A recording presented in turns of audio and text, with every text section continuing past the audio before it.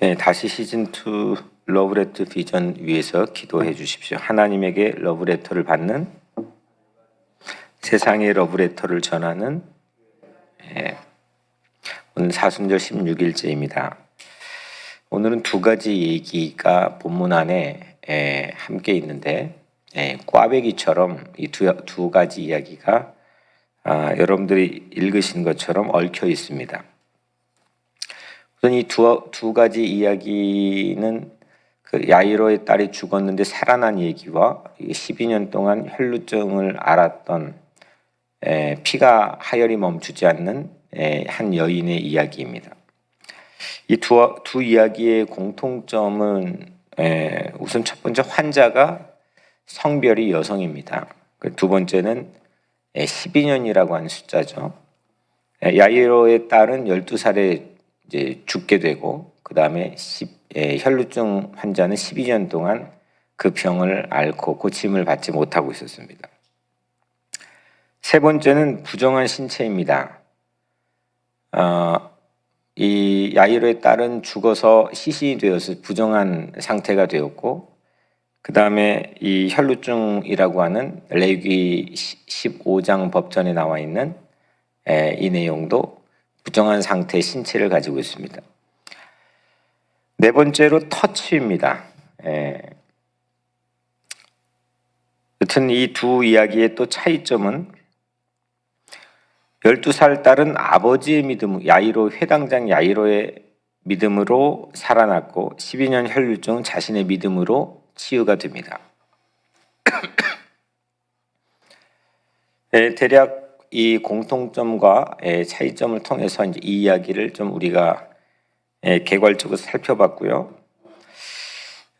거기 사람이 되게 많았습니다. 40절입니다. 첫 절에 예수께서 돌아오심에 무리가 환영하니 이는 다 기다렸음이로라. 전부 다 예수님을 기다리고 있었습니다.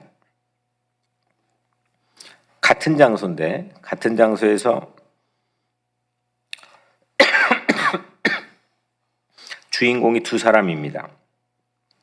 하나는 회당장 야이로고 하나는 혈루증 여성입니다. 먼저 회당장 야이로입니다.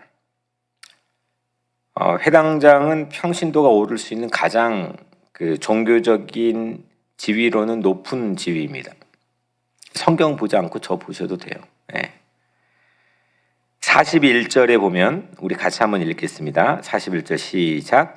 이에 회당장인 야이로라 한 사람이 와서 예수의 발 아래 엎드려 자기 집에 오시기를 간구하니, 이 회당장이 무릎을 꿇었습니다. 상당히 이례적인 일입니다. 절박함이 엿보이죠. 12살 외동딸이 죽어가고 있었기 때문입니다.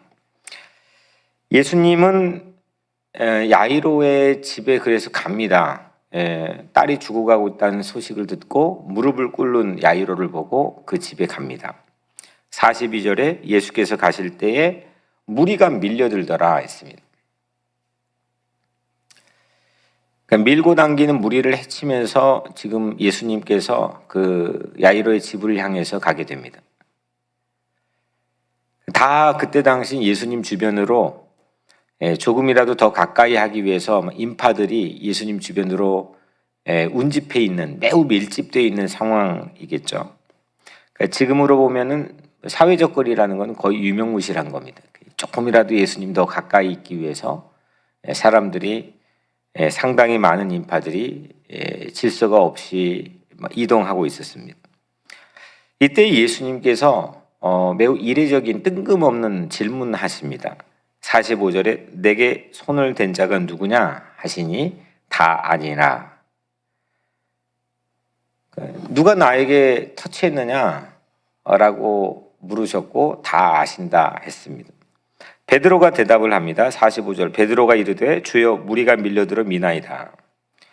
손을 댄 사람이 지금 수십 명은 될 텐데 아마 모든 사람이 예수님 만지고 있을지도 모릅니다. 근데 누가 그걸 댔는지 어떻게 알겠습니까? 라고 이제 물어보는 거죠. 예수님은 단순한 터치를 언급한 게 아니었는데 베드로는 그렇게 대답했습니다. 46절 예수께서 이르시되 내게 손을 댄 자가 있도다. 이는 내게서 능력이 나간 줄 알미로다 하신대. 여러분들에겐 예수님은 어떤 분이십니까? 뭐 여러 가지로 우리 고백할 수 있겠죠. 여러분들이 예수님을 본 적은 없지만 실질적으로 육체적으로 여러분들이 예수님을 본 적은 없지만 뭐 성화나 이거는 2000년 동안 신학적으로 여하튼 각색이 된 거고, 예수님이 어떤 분인지 이사야 53장은 정말 볼품이 없다고 나와 있고, 또 우리가 알고 있는 익숙한 성화에는 상당히 완전 중동 사람인데 서구적으로 아주 핸섬하게 마치 영화 배우처럼 이렇게 돼 있는데, 뭐 우리는 예수님 본 적이 없지만 여튼 여러분들 각자가 예수님에 대해서 고백하고 성경을 통해서 예수님에 대해서 알고 있는 부분이 있겠지만, 여러분들은 예수님은 어떤 분입니까? 여러분들에게 오늘 예수님은 한 가지 자신의 모습을 우리에게 공지해 주시는데, 자신의 능력이 빠져나가는 것을 의식할 수 있는 분이었습니다.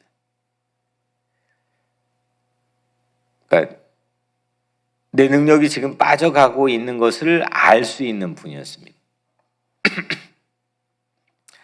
근데 예수님은 능력이 빠져나가는 것을 알지만 우리는 그 능력이, 예수님 능력이 언제 빠져나오는지를, 그 능력이 언제 필요한 시점인지를 잘 알지 못하죠. 내게 언제 그 능력이 필요한 시점인지를 사실은 잘 우리는 알지 못합니다.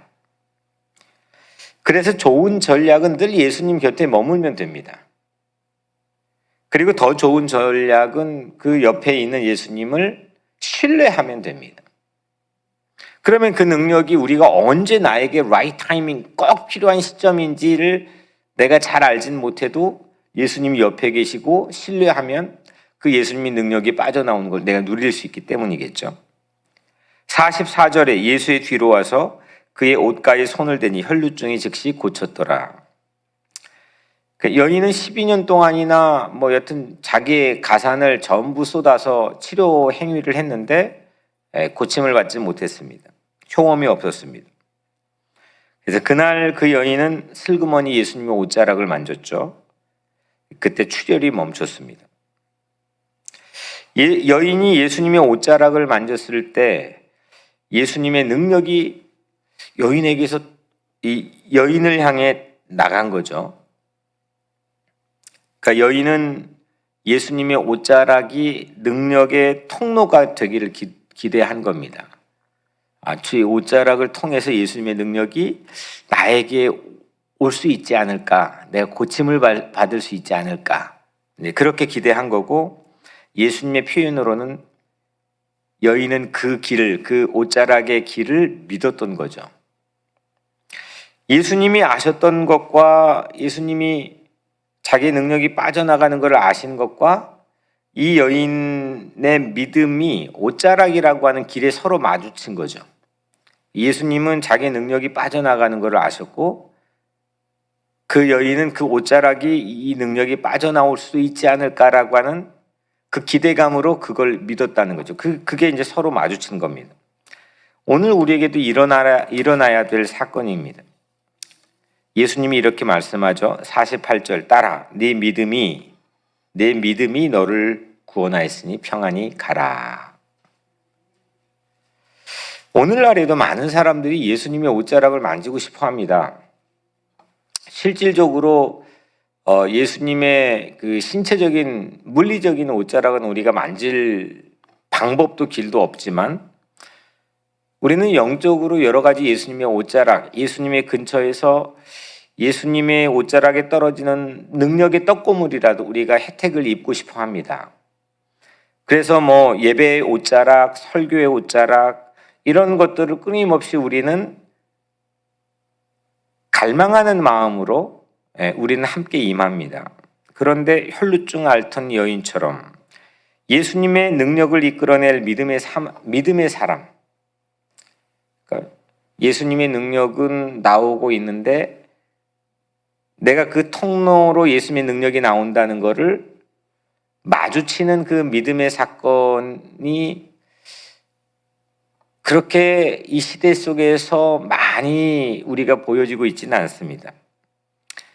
그래서 그 믿음을 오늘 우리가 여러분들 안에서 사모할 수 있게 되기를 주의 이름으로 축복합니다. 그래서 내가 하는 어떤 영적이고 신앙적인 행위 안에서 그게 마치 예수님이 옷자락을 터치하려고 하는 그런 내 마음속에 있는 믿음처럼 예수님의 능력이 나오는 수 없는 다양한 내 인생의 통로 앞에 내가 서 있어서 서로가 마주치는 그 믿음의 사건이 오늘 여러분들의 삶에 있게 되기를 주님의 이름으로 축복합니다. 포기하지 않는 분명한 믿음, 수많은 인파 가운데 스쳐 지나가면서 예수님의 옷자락을 통해서 나에게 그 능력이 빠져나오는 것을 예수님도 알지만 나도 체험할 수 있는 그 분명한 믿음으로 오늘 우리 각자의 삶에 서 있게 되기를 주의 이름으로 축원합니다. 오늘 이 예배에도 또 오늘 이 설교의 말씀을 통해서도 예수님의 옷자락이 여러분들의 마음, 영혼에 스쳐 지나가기를 주의 이름으로 축원합니다. 두 번째로 이 모든 광경을 이 회당장 야이로가 목격했겠죠. 왜냐하면 회당장 야이로하고 본래는 자기 집으로 가는 도중에 그 길에서 이 혈루증 앓던 여인을 만났기 때문에 회당장 야이로는 당연히 자기 옆에 예수님 옆에 계셨겠죠. 야이로는 그런데 반면에 조바심이 있을 수밖에 없었습니다. 혈루증 여인 사건으로 지금 본인의 딸은 죽어가고 있는데 시간이 지체가 되었습니다. 죽음이 앞당겨질 수도 있었습니다. 예수님 빨리빨리 가야 돼요 라고 지금 분명히 재촉하는 마음에 있었을 가능성이 많습니다. 아니나 다를까 지금 절망의 소식을 듣게 됩니다. 49절 아직 말씀하실 때에 회당장의 집에서 사람이 와서 말하되 당신의 딸이 죽었나이다. 선생님을 더 괴롭게 하지 마소서. 딸이 어떻게 됐어요? 운명했습니다. 예수님을 귀찮게 할 필요가 없다고, 이제 딸이 운명했다고, 이제 상황은 종료됐다고 그 메신저가 전해줬습니다. 이 메신저는 그 현장에 없었거든요. 하여튼 딸하고 같이 있었기 때문에, 딸이 있는 자리에 있었기 때문에 지금 혈루증 여인을 통해 일어난 사건을 보지는 못했겠죠. 그래서 방금 전 일어난 사건을 몰라도 한참 모르는 사람이 이제 딸이 죽었다고 소식을 전해줬습니다. 왜냐하면 선생님을 더 괴롭게 하지 마소서라고 그 메신저는 말했는데 혈루증 여인은 예수님을 귀찮게 해가지고 치유를 받았습니다. 그런데 운명 소식을 전했던 메신저는 그 현장에 없었기 때문에 예수님을 귀찮게 하지 말라. 이제 상황이 종료됐다라고 말한 거죠. 그러니까 비슷한 사건을 각자의 사이에 두고 똑같은 예수님에게 말하는 그 행동하는 게 전혀 다르죠. 하나는 더 이상 귀찮게 하지 말고 괴롭게 하지 마. 상황 종료됐다 얘기하고 12년 동안이 난 모든 시도를 해봤는데 안 됐는데도 불구하고 종료되지 않는 상황이라는 그런 확신 가운데서 예수님의 옷자락을 만지려고 예수님을 귀찮게도 할 수 있었던 그런 상황을 초래하게 만든 여인과는 전혀 지금 다른 상황이죠. 이때 예수님께서 아주 결정적인 말씀을 합니다. 50절 두려워하지 말고 믿기만 하라. 그리하면 딸이 구원을 얻으리라. 두려워하지 말라. 당황할 수 있는 부친의 마음을 예수님께서 헤아리시고 계시죠. 딸이 지금 죽었다는 얘기를 듣는 겁니다. 여러분들이 그 얘기를 들었다고 생각해 봅시다. 정말 세상 무너지는 순간 아니겠습니까? 아프기만 해도 안절부절 못하는 게 부모 마음인데 두려워하지 말고 예수님을 믿기만 하면 다 잘 될 거라 이렇게 예수님께서 말씀했습니다.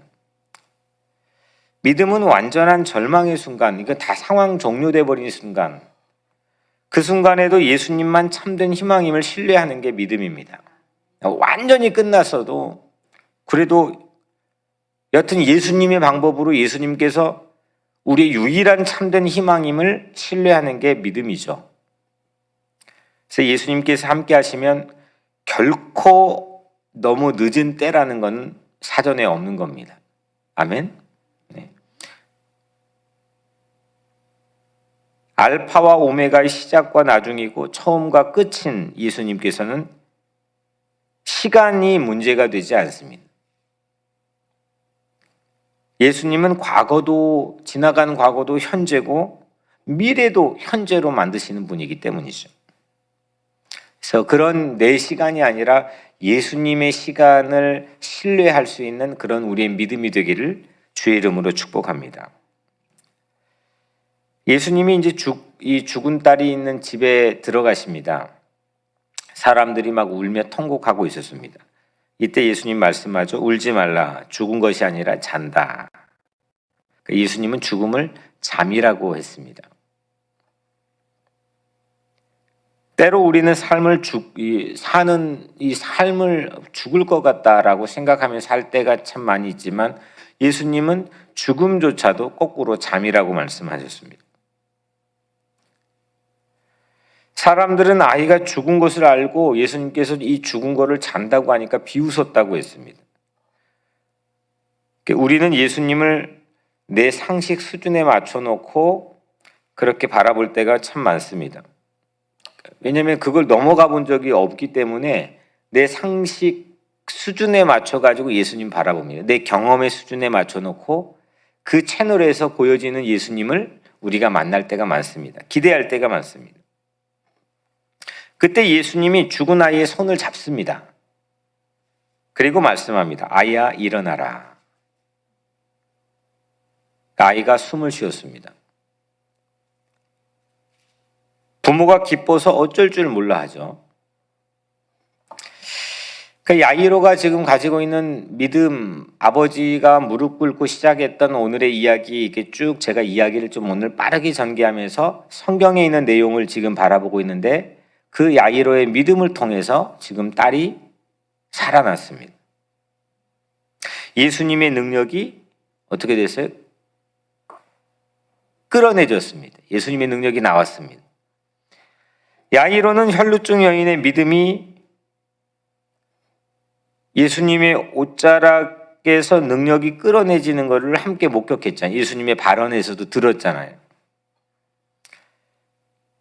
그 상황 자체를 테이블 거꾸로 리와인드를 해가지고 가보면 혈루증 여인 때문에 예수님의 지체하심이 자칫 이 아버지에게는 원망이 될 수밖에 없는, 당연하게 원망이 될 수밖에 없는 그런 상황이었을 텐데 야이로는 그 순간에 여인의 믿음이 구원했다라고 하는 예수님의 말씀을 듣고 자기가 오히려 도움을 받게 되는 선택을 하게 되죠.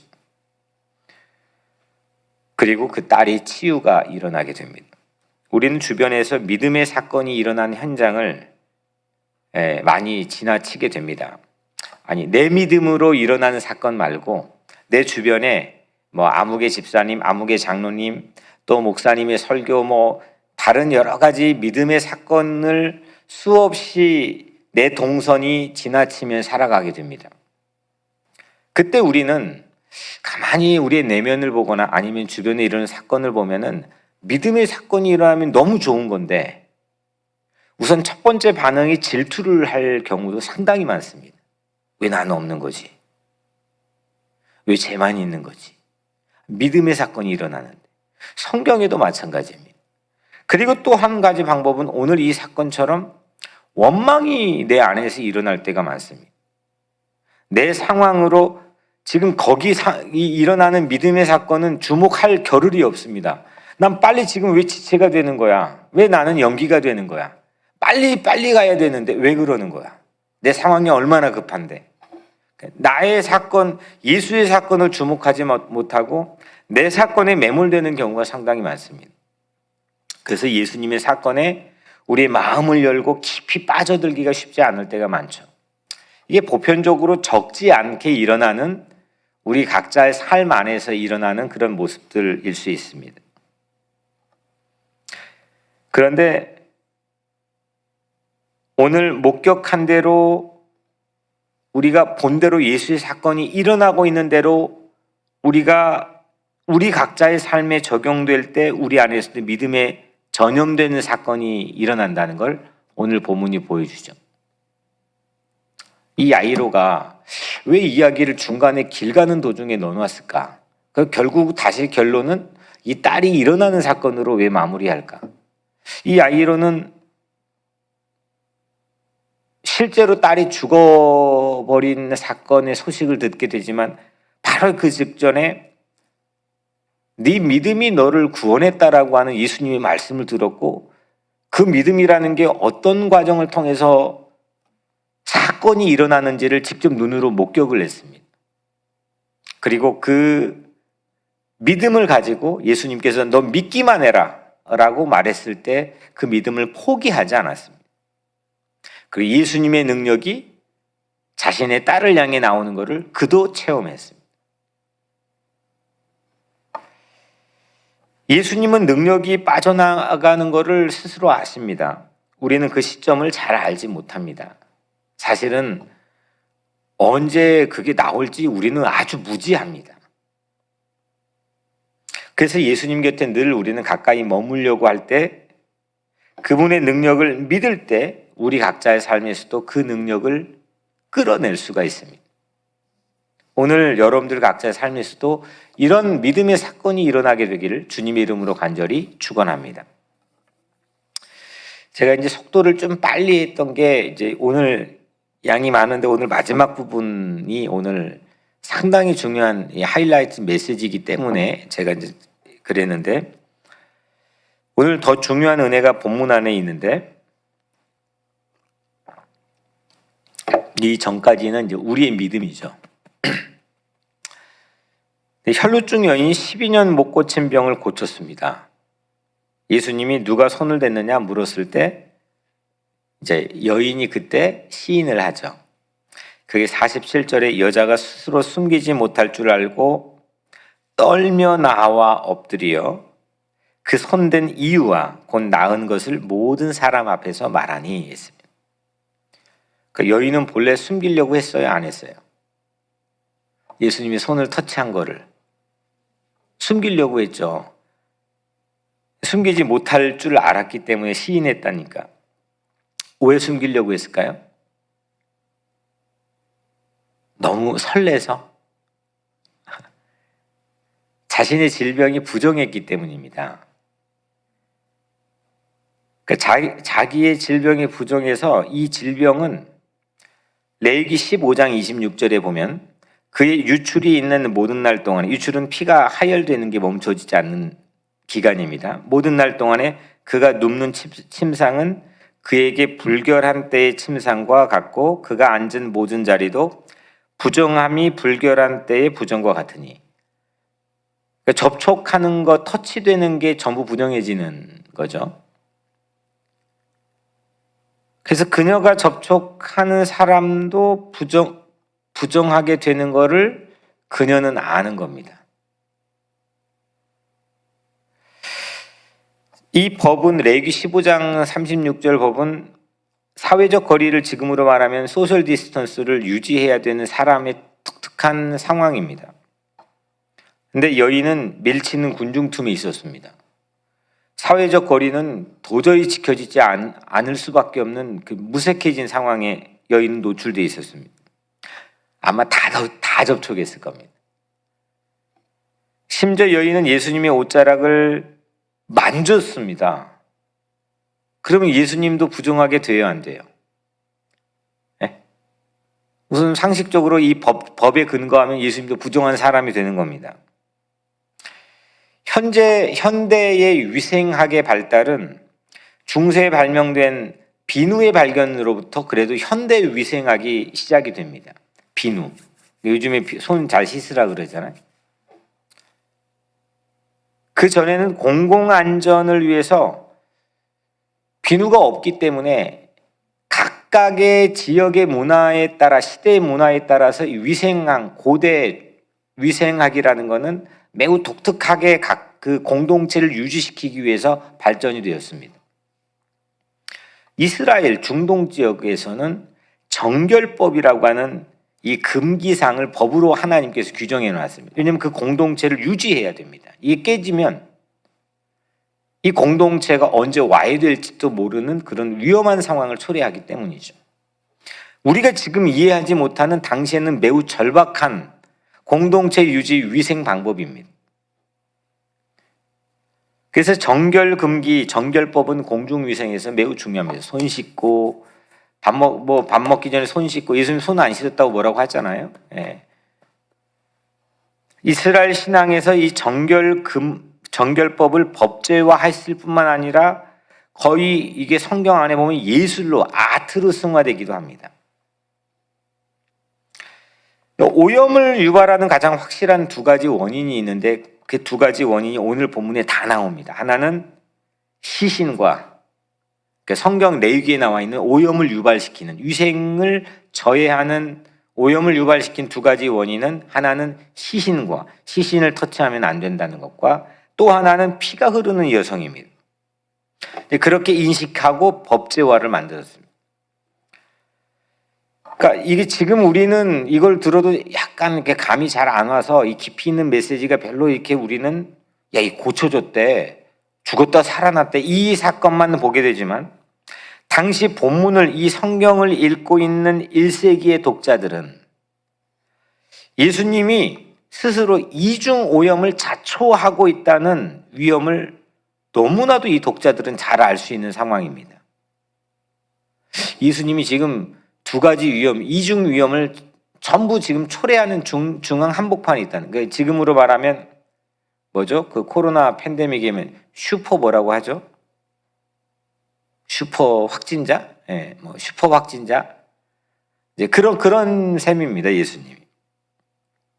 혈루증 여인의 터치로 우선 예수님은 공식적으로 부정해졌고, 확실히 부정해졌고, 또 두 번째 예수님은 아이의 시신을 손을 잡고 터치함으로 부정을 스스로 초래해버렸습니다. 그래서 아무도 안 데리고 가고 부모하고 세 제자만 그 집에 아무도 허락하지 않았습니다. 통상적으로 오염된 손으로 만지면 상대도 오염이 되죠. 지금 코로나 바이러스도 지금 이거 하고 다니는 것도 그거 막자는 거잖아요. 전염의 굴레를 해결하지 못하고 있습니다. 근데 예수님은, 오늘 말씀을 정리해 보면 예수님은 이걸 바꿉니다.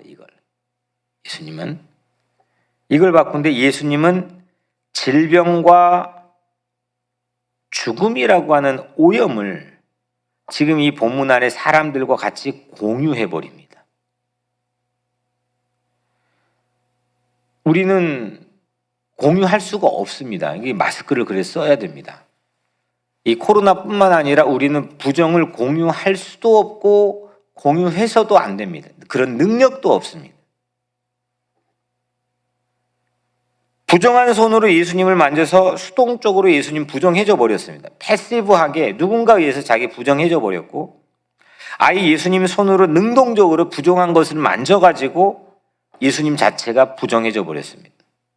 예수님은 이중적으로 오염된 사람이 되어버렸습니다. 그 예수님 부정한 곳 한복판으로 들어가신 거죠. 거기가 어디냐? 십자가입니다.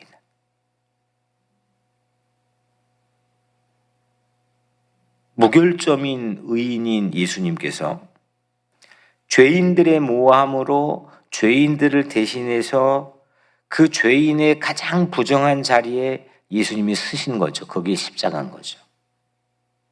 오늘 본문은 그 예수님의 길을 보여주는 시그널입니다. 이정표입니다. 예수님이 누구냐? 누가는 계속 그 질문을 하는 겁니다.